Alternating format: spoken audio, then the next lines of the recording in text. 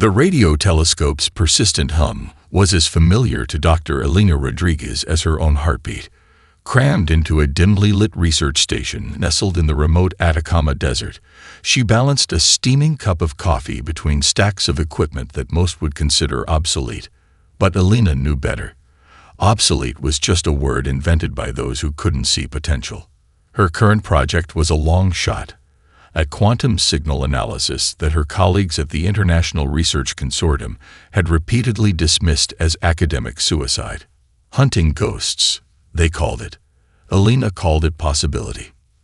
The station itself was a testament to her stubborn brilliance, a patchwork of modified equipment, custom-built signal processors, and more computing power than most small countries possessed, all networked together in a way that defied traditional scientific orthodoxy. Each piece of equipment was a story, some purchased through grants, some cobbled together from salvaged parts, and some acquired through means better left unmentioned. At 3:47 a.m., with the desert wind whispering against the station's reinforced windows, everything changed. A signal burst through the noise. Not random, not natural, something artificial. But not from Earth. The algorithms Elena had painstakingly developed over years of research began to parse the incoming data, each microsecond revealing layers of complexity that should have been impossible.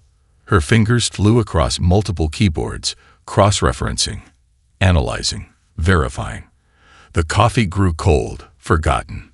Outside, the first hints of dawn began to paint the stark desert landscape, but Elena's world had contracted to the dancing lines of data on her multiple screens. What she didn't know, what she couldn't have known, was that light years away, the Zarkon Collective's scout ship had just completed its routine galactic survey. Commander Xelnak reviewed the initial reports with the practiced indifference of a species that had cataloged millions of planetary systems. Designation: Sol 3. Classification: Emerging technological civilization. Potential: minimal. The report was clinical, dismissive. A junior analyst had flagged an anomalous data signature, but Selnak had seen thousands like it. Young species always believed themselves special, always imagined they were on the cusp of something significant.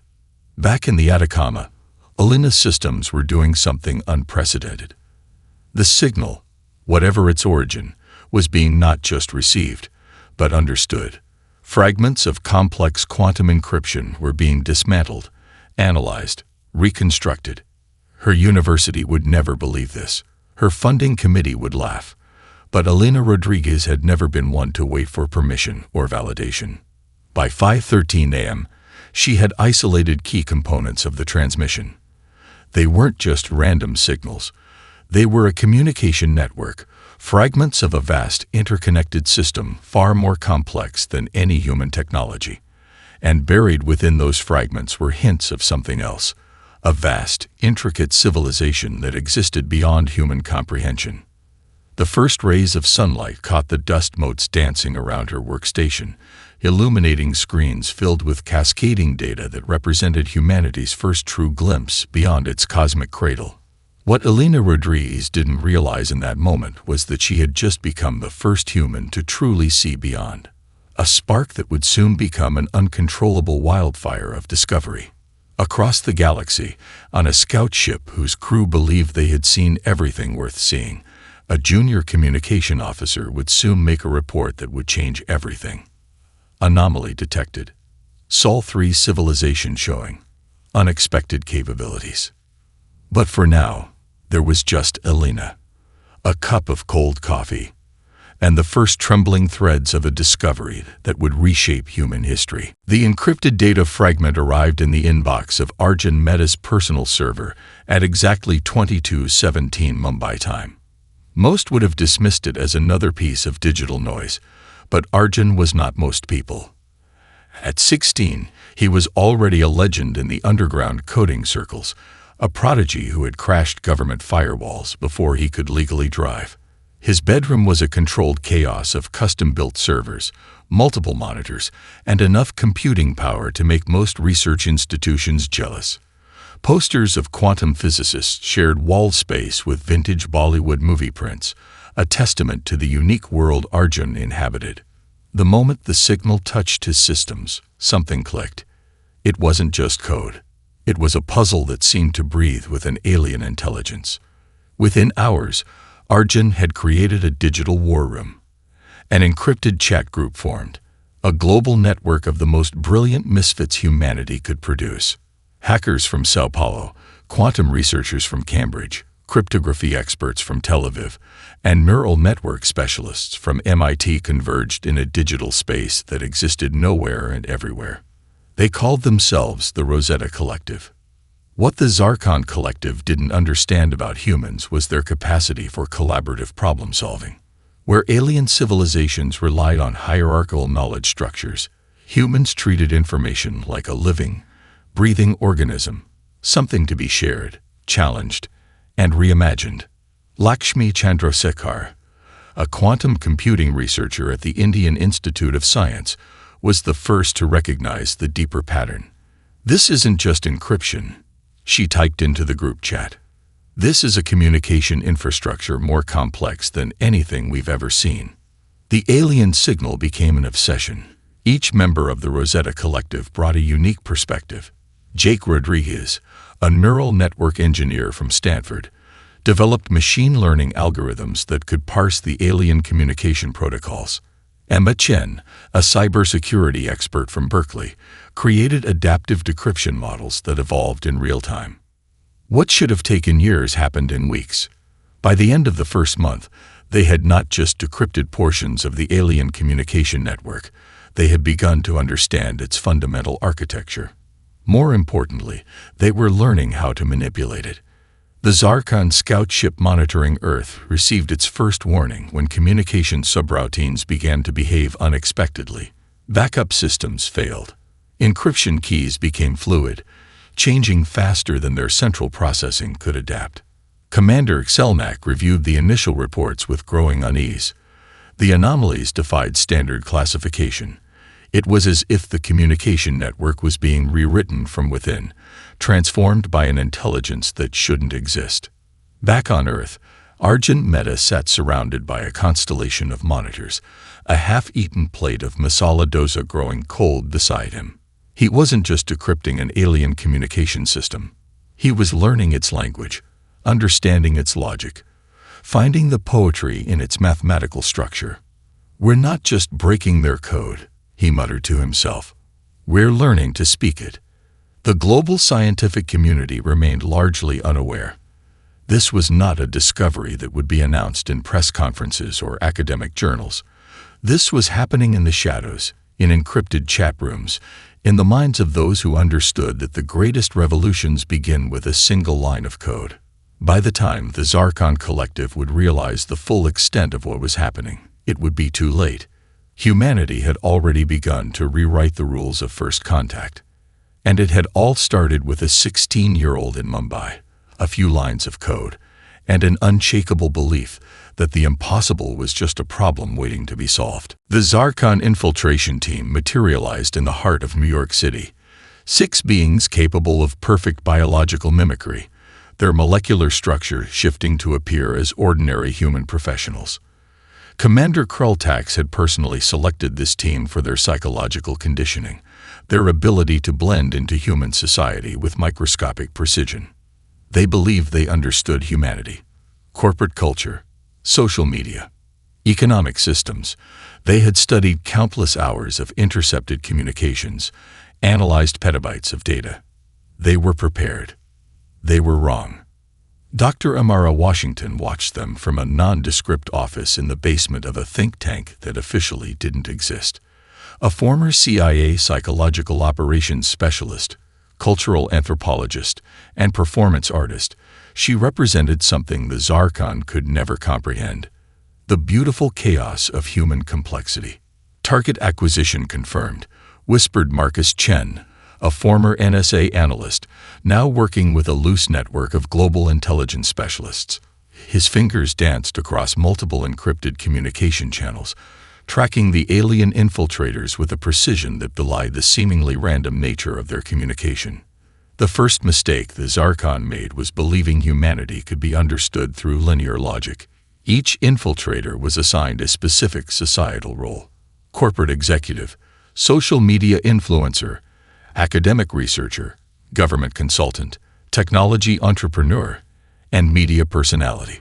They believed this would give them maximum infiltration potential. What they didn't realize was that human society was less a structured system and more a living, breathing organism of constant contradiction and unexpected connection. Amara's team began their counterplay, not with violence, not with technology, but with something far more dangerous: narrative manipulation. Social media accounts began to shift. Subtle memes appeared. Seemingly unconnected news stories started to generate specific emotional responses. The alien infiltrators found themselves caught in a web of cultural references they couldn't fully decode, psychological triggers they couldn't predict. The corporate executive discovered her professional network was subtly shifting, connections becoming more fluid, less predictable. The social media influencer found his carefully constructed online persona becoming increasingly complex, influenced by narratives he couldn't trace. The academic researcher's research funding began to move in directions that made no logical sense. Each infiltrator was slowly, methodically isolated, not through direct confrontation, but through the most human of weapons: context, culture, and collective storytelling. Marcus Chen smiled. This wasn't traditional psychological warfare. This was performance art meets intelligence operation meets cultural judo. They're trying to understand us through our systems, Amara muttered, reviewing the complex web of interactions.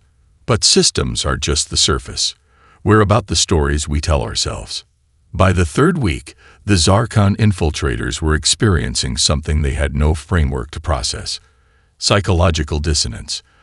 Their carefully constructed identities were being subtly dismantled, not through direct attack, but through the most unpredictable of human capabilities: collective imagination. A meme here, a shifted professional connection there. A narrative thread that seemed random but carried deep cultural significance. Each alien found their understanding of human society becoming increasingly fractured. The truly terrifying part for the Zarkon: the humans weren't even trying to expose them. They were simply being human, complex, contradictory, endlessly creative.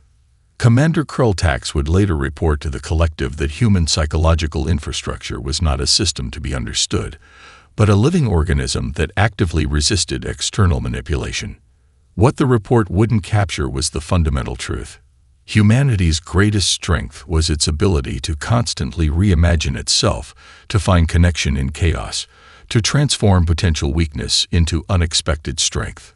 The infiltration was failing, not through violence, not through technology, but through the most human of capabilities: the power of a story constantly being rewritten. The laboratory was a cathedral of controlled chaos.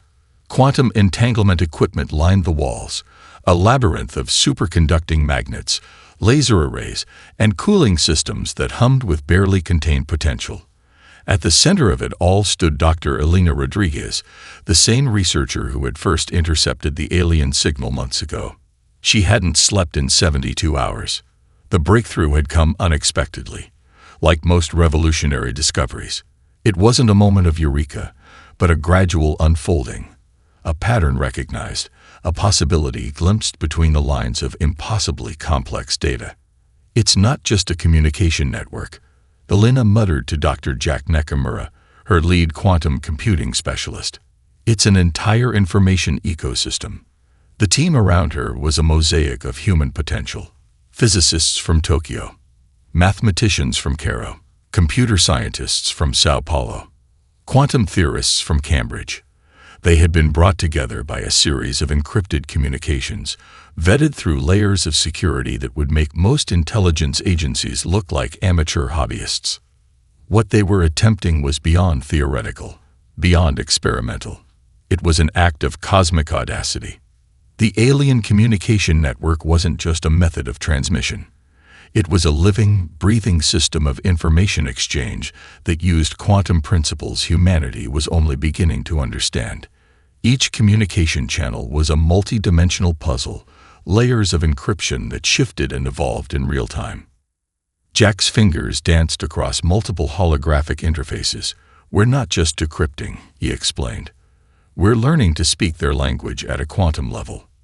The initial breakthrough had come from an unexpected source. Arjun Mehta, the teenage prodigy who had first started dismantling the alien communication protocols, had noticed something peculiar.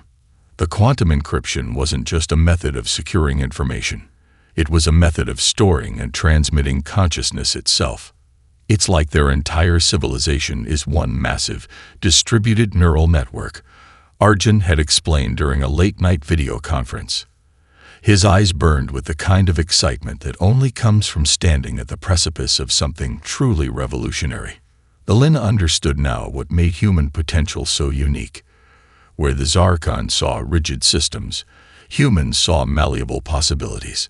The quantum manipulation device took shape over weeks of continuous work. It wasn't a weapon in the traditional sense. It was a communication hijacker, a device that could not just intercept but redirect and rewrite quantum communication channels. "We're not destroying their network," Elena explained to the international committee that had funded their research. "We're learning to play it like a musical instrument." The first test came unexpectedly. A routine communication burst from the Zarkon scout ship monitoring Earth. The team was ready. Jack initiated the quantum redirection protocol. For a moment, nothing happened. Then, everything changed. The alien communication network began to shift. Channels that were once secure became fluid. Information started to flow in directions it was never intended to go. It was like watching a complex musical composition suddenly play itself backward, sideways, in dimensions that shouldn't exist. Commander Excelnak of the Zarkon scout ship would later describe it as the moment their entire understanding of communication was fundamentally broken. Secure channels became highways of unintended information. Backup systems failed. The very infrastructure of their communication network began to deconstruct itself. What the Zarkon didn't understand was that humans didn't just break systems. They reimagined them. Elena Rodriguez looked at her team. They weren't just scientists anymore. They were explorers of a new kind of reality. "We've just changed everything," Jack whispered. And they had no idea how right they were. The transmission arrived on a Tuesday, during what should have been a routine diplomatic briefing at the United Nations Extraterrestrial Relations Council. Ambassador Sophia Chen was mid-sentence when the holographic display flickered to life, projecting a communication that would fundamentally alter humanity's place in the galactic community. Representatives from 17 different alien civilizations, each carefully avatared to appear both familiar and distinctly non-human, stared in a collective moment of stunned silence. The message was simple and devastating. Humanity is now a recognized variable in galactic calculations. It wasn't a declaration of war. It wasn't an invitation. It was a statement of fact that carried the weight of centuries of alien diplomatic protocol. The Valkyrie delegation, a crystalline species known for their hyper-rational approach to interstellar diplomacy, was the first to respond. Their representative, a being composed of intricate geometric light patterns, spoke with a voice that sounded like mathematical equations being solved in real time. "Your species has demonstrated capabilities that defy our existing xenological classification models," the Valkyrie representative stated. The translation software struggled to capture the nuanced layers of meaning, part scientific observation, part diplomatic warning, part reluctant respect. Behind the scenes, a global network of scientists, diplomats, and intelligence specialists worked in a synchronized dance of information management. This wasn't just a diplomatic moment. This was humanity's first true introduction to the larger galactic community. Dr. Elena Rodriguez found herself at the center of this unexpected storm. The quantum communication breakthrough that had initially seemed like a purely scientific achievement was now a geopolitical, a galactic, game-changer. "They're not just afraid," Elena explained to a closed-door meeting of international leaders. "They're confused. We've done something that doesn't fit into their understanding of technological evolution. The Zorax Communion, a collective consciousness that had existed for millennia, sent a particularly fascinating communication. Their message was less a diplomatic note and more a scientific inquiry. They wanted to understand how a species could develop such complex quantum manipulation technologies in such a short time. Arjun Mehta, now working as a special consultant to the UN's Extraterrestrial Research Division, couldn't help but smile. The alien civilizations were trying to understand humanity through their own rigid frameworks of technological progression. They didn't realize that human potential wasn't about linear advancement. It was about radical reimagination. The Krellnax trading consortiums were the first to show genuine interest. Where other civilizations saw a potential threat, they saw an opportunity. Humanity's ability to rapidly adapt and innovate represented an unprecedented economic potential. Ambassador Chen found herself navigating a complex diplomatic landscape that changed by the hour. Each alien civilization approached humanity differently. The Velakari wanted to study them. The Zorax wanted to understand them. The Krellnax wanted to trade with them. And the Zarkon. They were silent, but everyone knew that silence was more terrifying than any open communication. We're not just a species anymore, one diplomatic advisor noted during a late-night strategy session. We're a variable, an unknown. And in galactic terms, that's both the most dangerous and the most valuable thing you can be. The global media struggled to capture the magnitude of the moment. How do you explain to the average person that their species had just been recognized as a potential galactic power? That the rules of existence had fundamentally changed? As the first diplomatic delegations began to arrange their initial contact protocols, one thing became abundantly clear. Humanity was no longer just looking at the stars. The stars were now looking back, and they were taking notes. The first wave of Zarkon battleships emerged from quantum slip space like a plague of metallic locusts. Thousands of vessels, each the size of a small city, their hull configurations designed to inspire terror in civilizations that had long learned the futility of resistance. Commander Marcus Reyes watched from the hastily constructed orbital defense platform. Unlike traditional military leaders, he wasn't a career soldier. He was a systems architect, a problem solver who understood that warfare in the 22nd century was less about firepower and more about adaptive intelligence. "They're using a classic convergence formation," whispered Dr. Elena Rodriguez, her quantum communication systems humming with potential. Textbook hierarchical attack pattern. The Zarkon believed they understood human military doctrine. They had studied Earth's historical conflicts, analyzed centuries of warfare, catalogued every military engagement. They were prepared for conventional resistance. They were monumentally wrong. The first strike came not from weapons, but from information. As the Zarkon fleet approached, their communication networks began to disintegrate from within. Navigation systems flickered. Weapon calibrations became nonsensical. It was as if the very fabric of their technological infrastructure was being rewritten in real time. Arjun Mehta, now leading a global network of cyber warfare specialists, orchestrated the first wave of defense. This wasn't just hacking. This was quantum-level cultural warfare. Each Zarkon ship found its internal systems responding to cultural triggers they couldn't comprehend. Algorithmic responses began to mimic human unpredictability, redirecting resources, creating false targets, generating communication noise that looked like strategic planning but was pure chaos. "We're not fighting their technology," Marcus explained to his international defense team. "We're fighting their understanding of conflict." The orbital defense platforms were nothing like traditional weapons systems. They were adaptive networks, each component capable of independent decision-making. Where alien civilizations saw rigid military hierarchies, humans had created a distributed intelligence that could evolve faster than any centralized command could predict. Satellite networks originally designed for communication and weather monitoring transformed into weapons platforms. Commercial drone networks became reconnaissance units, Every piece of human technological infrastructure became a potential point of resistance.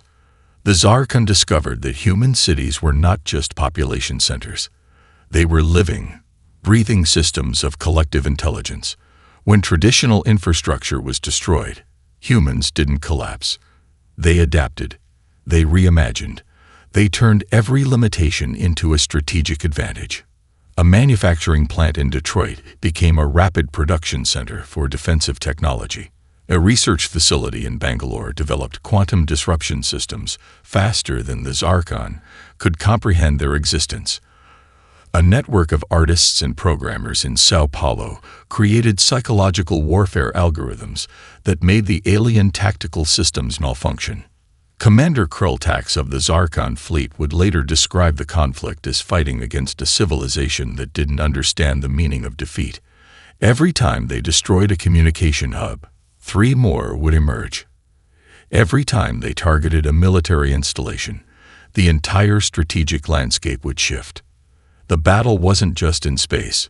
It was happening simultaneously on communication networks, in cultural narratives, through technological innovation that happened faster than the speed of traditional warfare. By the 3rd week, the Zarkon fleet had lost over 60% of its operational capacity, not through direct combat, not through superior firepower, but through a method of warfare they could not comprehend: human creativity. Marcus Reyes looked at Elena Rodriguez and smiled. "We're not just defending," he said. "We're rewriting the entire concept of conflict." The stars watched, and humanity danced between destruction and innovation, turning the galaxy's most sophisticated invasion into the most elaborate game of adaptive strategy ever witnessed. The diplomatic station hung in the delicate equilibrium between 3 star systems, a marvel of engineering that defied traditional galactic construction principles. Ambassador Sophia Chen adjusted her communication implant, watching as representatives from civilizations that had been bitter enemies for millennia now sat together, united by their collective fascination with humanity. The Velcari crystalline delegation shimmered with mathematical precision. The Zorax collective consciousness pulsed with interconnected light. The silicon-based Krulnax traders clicked and whirred. And at the center of it all, humans, not as supplicants, but as equals. Dr. Elena Rodriguez stood slightly behind Chen, her quantum communication systems providing real-time linguistic and cultural translations that went far beyond mere words. This wasn't just a diplomatic meeting. It was a fundamental reimagining of galactic interaction. "Your species demonstrates a form of collective intelligence we have never encountered," the Velcari representative stated. Its voice was a complex algorithm of sound and light. "You do not think in linear progressions. You think in possibilities." Arjun Mehta, now a special advisor to the diplomatic corps, couldn't help but smile. The alien civilizations were still trying to understand humanity through their own rigid frameworks. They didn't realize that human potential was about constant reinvention. The first alliance formed unexpectedly. The Krulnax trading consortiums saw humanity not as a military threat, but as the most dynamic economic variable they had encountered in centuries. Human technological adaptation meant products, innovations, entire market systems that could be developed faster than any known civilization could comprehend. "We are not offering protection," Ambassador Chen explained during a closed-session negotiation. "We are offering collaboration." It was a subtle but critical distinction. Where other emerging species might have sought dominance, humans proposed a network of mutual innovation. The Zorax collective was particularly intrigued. A species that could transform every challenge into an opportunity was something they had never encountered. The diplomatic breakthrough came from an unexpected source. A joint research initiative that combined human quantum communication technologies with Velcari computational models revealed communication methods that had been impossible under previous galactic paradigms. Marcus Reyes, who had transitioned from military strategy to diplomatic innovation, found himself at the center of these negotiations. "We're not looking to conquer," he explained to a consortium of alien scientific delegations. "We're looking to explore, to understand, to grow." The alliances were not traditional treaties. They were living, breathing networks of cultural and technological exchange. A research facility in Mumbai might collaborate with a Zorx computational collective. A manufacturing center in Detroit would develop technologies with Krellnack's material scientists. An art collective in Sao Paulo would create communication models with Valkyrie mathematical experts. What the alien civilizations didn't understand was that humans didn't see these as separate fields. Everything was interconnected. Art was science. Communication was technology. Culture was strategy. Dr. Rodriguez's quantum communication systems captured something profound during these negotiations. It wasn't just information being exchanged. It was a fundamental reimagining of what communication could be. The Zarkon, once the most aggressive military force in the known galaxy, found themselves increasingly isolated. Their rigid hierarchical systems could not compete with the fluid, adaptive networks that humans were creating. Ambassador Chen looked out at the assembled delegations.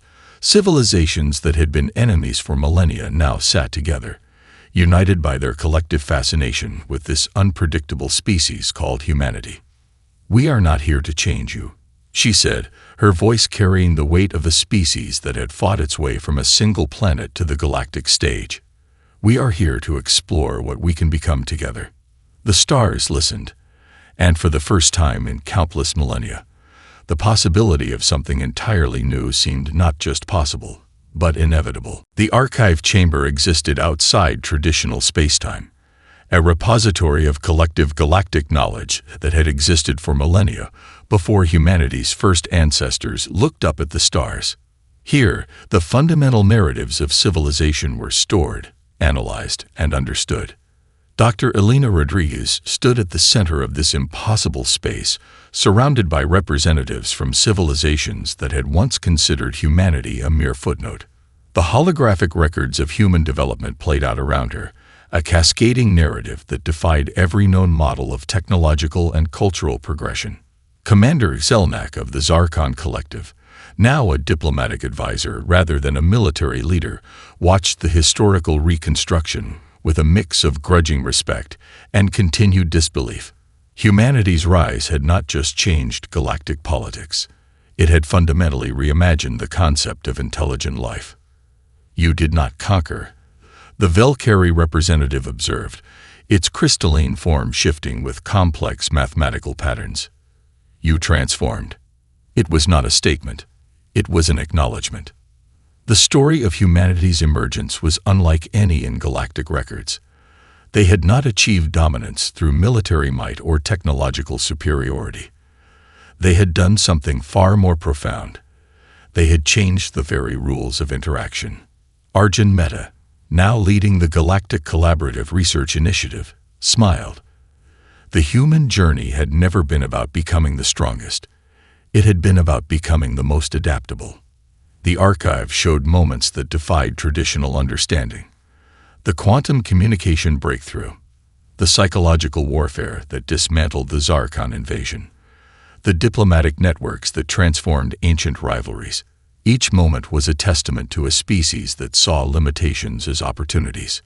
"We are not exceptional," Ambassador Sophia Chen explained to the assembled Galactic Council. "We are simply willing to reimagine what's possible." The Zorx collective consciousness pulsed with a complex emotional response that translated roughly to fascination mixed with deep respect. Humanity had introduced a new variable into galactic calculations, the ability to transform challenge into opportunity with unprecedented speed and creativity. The transformation was complete.